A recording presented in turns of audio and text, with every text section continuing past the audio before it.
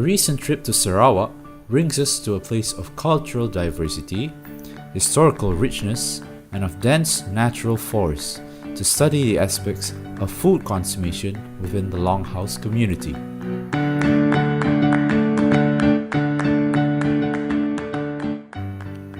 Upon our arrival to Kuching, we were greeted by Mr. Edward Gunui, who is the owner of the homestay program, and he began explaining to us regarding our activities during our stay in the longhouse.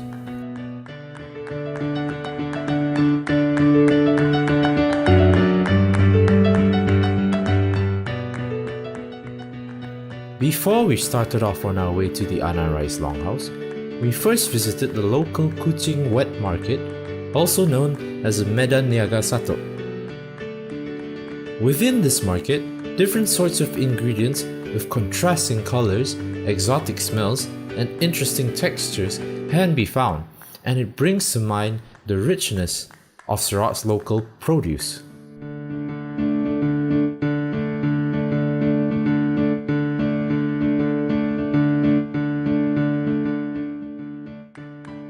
The architecture of the market is fairly modern in its design and layout, and it has a keen resemblance to the Sydney Opera House in terms of the roof. Located in the Sato area in Kuching, it works as a sort of landmark for the locals.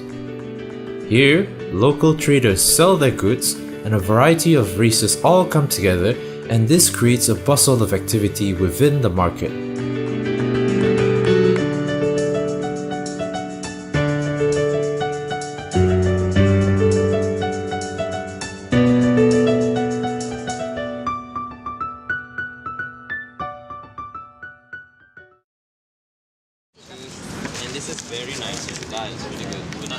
Soon after our short expedition through the market, we set off once again to the NRI's longhouse.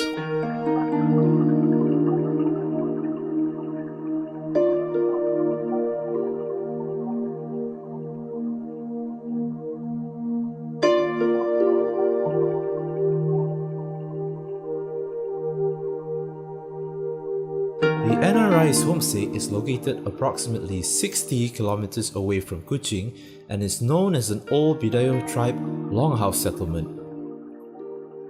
It is fairly large as it is able to house a community of over 80 families, and a majority of the settlers here still hold firm to the traditional ways to keep the Bidayuh culture alive. Set far from the city life, the Longhouse Homestay program offers visitors a clear look into the daily lives of the Bidayuh people.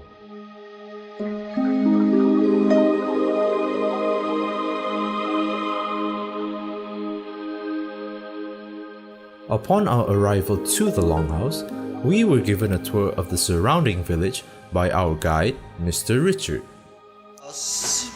In the olden days, we use it for keeping the skulls. One. The two for meeting and for discussion. Anarai's has a showroom that displays the skulls of the enemies of the ancient Bidayuh warriors. And somewhere along the entrance of the village, there is an interesting machine which is used to flatten sugarcane.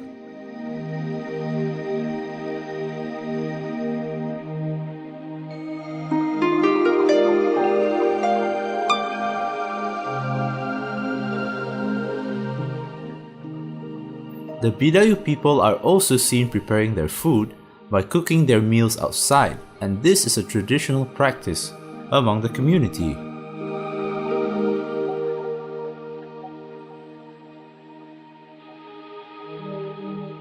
Also, from an architectural point of view, it is safe to say that bamboo plays a vital role in a community as it is used as the main construction material for the longhouses. From this tour, we gained better insight into the lives of the Bidayuh people and of the traditional bamboo architecture within the village. But our main focus was that of the main showroom within the Bidayuh longhouse and of the spaces within. The home of a single family in the longhouse is divided into 5 sections. The entrance space is covered with bamboo, and it seems to be at a lower level as compared to the inner spaces of the household. The space is also used to wash dead bodies, and the drop in level is meant to prevent the water from splashing into the other spaces. On the left side of the entrance, there is a wash basin, and on the right side is where food is stored within the house. The following space is the dining area,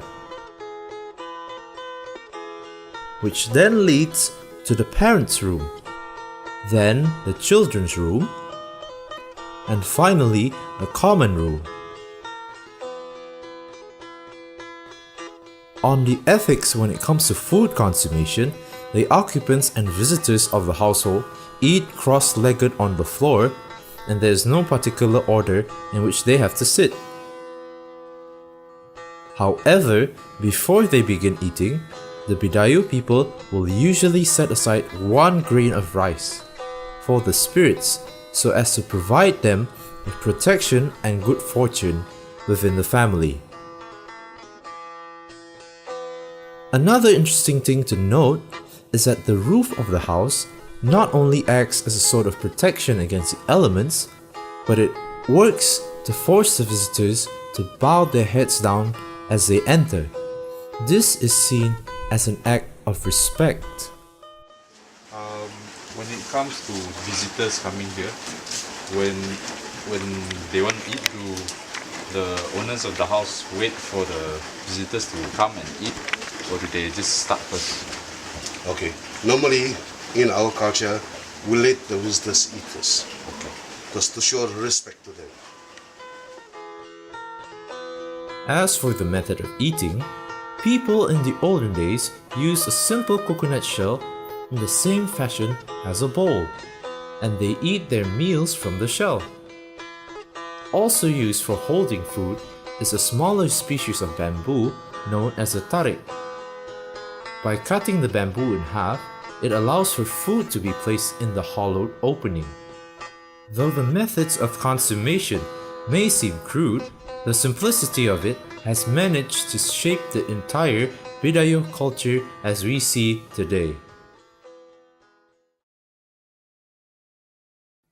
During the second day of our visit, we undertook a 30-minute walk to the Ana Rice hot springs. It was at this hot spring that we were introduced to the local delicacy known as ayam panso in Malay. The Bidayuhs have their own word for it, and it is known in their language as asam sio. It is mainly chicken or rice that is cooked within a bamboo and is normally served during special occasions such as gawai, gatherings, or the welcoming of special guests. The preparation of the meal is very simple.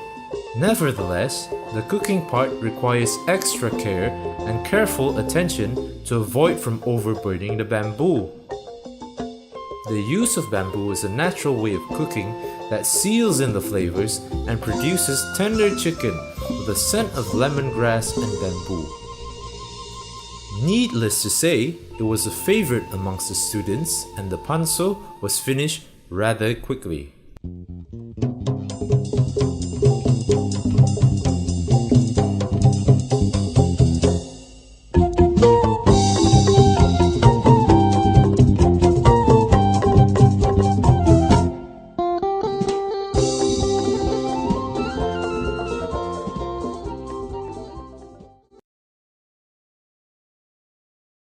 Guests that comes to join us, and also at the same time to welcome in during the harvesting seasons, to welcome the spirits of the rice from the field which they have collected, so that the creator may have more collections in the next seasons.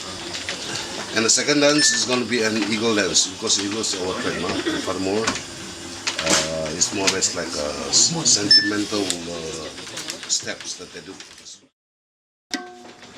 During the first night of our stay, we were introduced to the traditional Bidayuh dance, and it is known in the Bidayuh language as a Rajang Biyuh.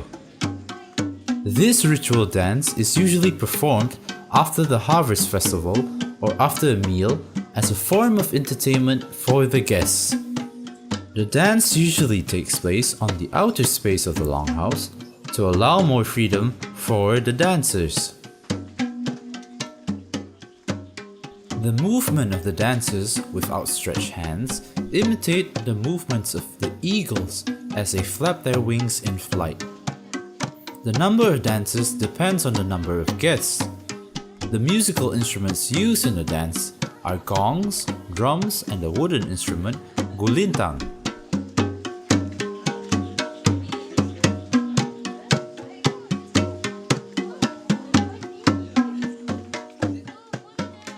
There are also different types of dances for different occasions.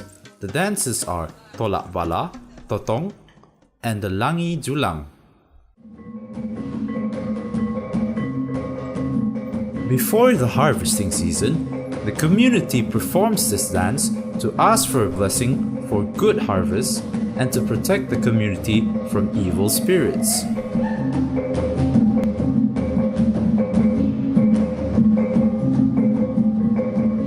Performed during the harvest festival, it is done to welcome the souls of padi from the hut and from the padi fields to their respective homes. The dance is also performed to welcome distinguished visitors to the village.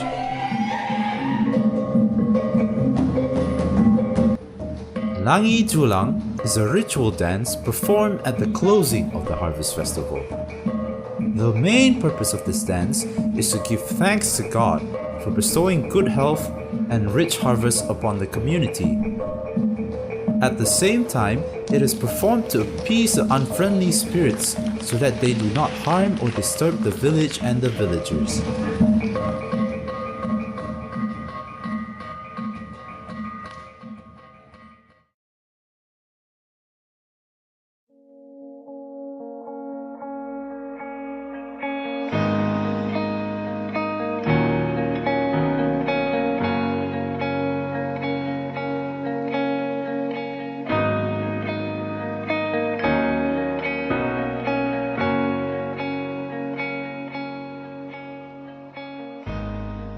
The trip to Anarais has indeed been a very intellectually engaging experience.